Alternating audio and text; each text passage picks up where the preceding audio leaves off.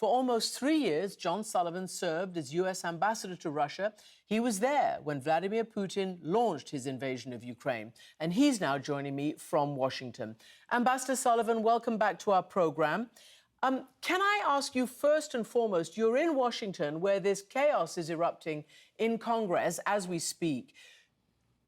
I guess I want to ask you, does this threaten America's standing abroad? Particularly, what message does it give when, U.S. is trying to project strength in its support of Ukraine and against, Russian? Well, it's great to be with you, Christiane. Thank you very much. And it's a very important question, and one I struggled with when I was ambassador in Moscow. For example, the events on January 6th were like catnip for the Russian propagandists inside and outside the Kremlin. They pay very close attention to what's happening in Washington. They use the George Floyd protest to their advantage, January 6th.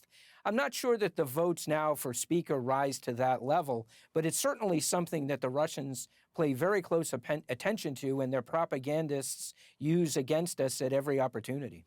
I mean, the $45 billion in aid is pretty much secure, right? Because that doesn't expire or it doesn't need another sort of mandate until September. That's right. Yeah. That's right. And we've got the commitment by the president to spend it appropriately, which is terrific. Mm-hmm. So let me ask you now to really put your specialist hat on and take us into the Kremlin. You were there in Moscow as ambassador February 24th of last year. Obviously, American intelligence had been predicting for a long time that the Russians were going to invade. Were you seeing that? Were you feeling that? Were you also feeding that back to the U.S. from Russia? Absolutely. From my perspective, Christiane, not only the intelligence I was receiving, but there was this palpable feel in meeting with Russian officials that they were confident about how they were handling this problem they have in Ukraine, which we think is a matter of foreign policy. They would, I think, view it more as a matter of domestic policy for them, part of their idea of this triune Rus Russian imperial entity that they're cultivating. But absolutely, I was convinced to my core before February 24th that Vladimir Putin was going to launch a large-scale invasion of Ukraine. And I said that publicly at every opportunity. And are you convinced to your core of what President Zelensky is now telling the world? He came to Washington, he addressed a joint meeting of Congress, asking for more help because they believe, the Ukrainians are saying, that they think Russia has not given up, despite battlefield losses, on its big project, not just holding on to the east and defending what it has, but still maybe wanting another go at Kyiv and elsewhere. Do you think, given what's happened over the last 10 months of this war, that Vladimir Putin still holds those ambitions? Absolutely. The only question is whether he has the wherewithal to achieve them. He has absolutely the same ambition. It has been long stated by him. It's a passion of his. It goes to his whole idea of his role as the gatherer of Russian lands. Of course, this is still his ambition. The only question in my mind is whether, given all of the significant losses they've suffered and the inability of their military and security services to launch the type of military campaign that they sought, whether they can do it. I'd sum it up this way. His ambition to take over Ukraine, he would if he could. Let me ask you also then, you obviously dealt a lot with the foreign ministry, given your position as ambassador. It's been portrayed that pretty much Putin has no dissent, that pretty much he has got the support of everyone in the sort of, Russian sphere. Did you find that when you spoke with your interlocutors at the foreign ministry? Do you think they were full square even after all these losses? Well, what I'd say, Christiane, is obviously publicly they were.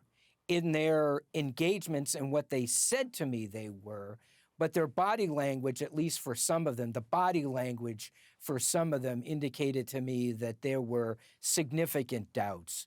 Officials who were reading from their notes, sort of looking down at their shoes as we were, reviewing the bidding of what we thought they were going to do in Ukraine. So, as convinced as I am of Putin's ambition for Ukraine, I'm equally convinced that there are senior people in the Russian government today, both from before the invasion and probably more significantly after the invasion, who think it was a bad idea. Whether that will amount to a change in Russian policy, I doubt it. It certainly won't change Putin's ambition.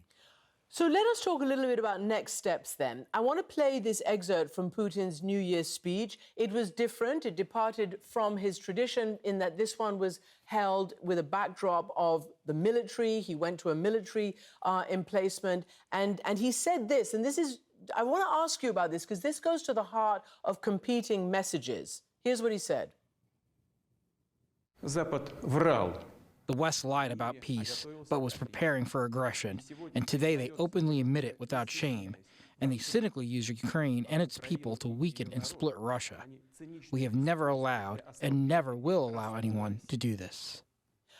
Ambassador, clearly that is not what's happening. The West is not attacking Russia. It is not interested in regime change, but yet, would you say it's a failure of Western diplomacy and messaging that so much of the world, particularly the global South, is in Putin's camp? And also the Russians are. They believe they're under attack. Well, it's certainly disappointing to me, Christiane, that more countries haven't. They've voted with us in the UN General Assembly, right? 141 countries voted in the General Assembly. In the language of the resolution, there are actually two of them, is quite strong. It deplores what the Russians have done. It demands that they remove their military from Ukraine. But the continued support and commercial engagement with Russia by other countries, particularly democracies, is disappointing because this is a moment in history, I believe, Christiane, as significant as September 1st, 1939 was. People may scoff, but the last time we heard a European leader use that type of bogus language, nationalist rhetoric, to justify an aggressive war was when Adolf Hitler, after September 1st, 1939, justified his invasion of Poland by deploring Polish barbarism against Germans, ethnic Germans in Poland, behind the phony border that Hitler didn't respect, that was drawn out of Versailles. It's the identical nationalist language. It's shocking, and it's now he's used it to justify a war, the likes of which hasn't been seen on the European continent in 77 years. Okay, so I want to go through a few issues that has been raised, particularly by an expert at the IISS here in the UK, about next steps. Basically, one of them involves messaging, but I want to go through a few others. So do you think that the West and the United States is still playing within Putin's, terms, what they imagine to be his red lines? For instance, the administration keeps publicly saying what it will not provide to Ukraine, how far it will not go. Do you think that just emboldens Putin, that this is just a sign of unilateral restraint when he's not being restrained and he's busy attacking cities? Well, the caveat to that, it's a powerful argument, and I'm sympathetic to it. Strategic ambiguity, I think, would be more useful for the United States in this circumstance and others. But here's the rub. We're dealing with the only other nuclear superpower on Earth. So the president has been cautious. Putin himself has been cautious. Putin has signaled, threatened the use of weapons of mass destruction. He hasn't. He hasn't attacked areas outside of Ukraine to the west. Putin himself has showed restraint. President Biden, has drawn some red lines too, as has President Xi. You know, the Russians and the Chinese always talk about their unlimited partnership and how the sky's the limit on Russia and China. Well, not so. President Xi has made quite clear that the use of nuclear weapons by the Russian Federation, by President Putin, would be a non-starter from his perspective. So even there, Putin has heard from his dear friend, his comrade, President Xi, no nukes.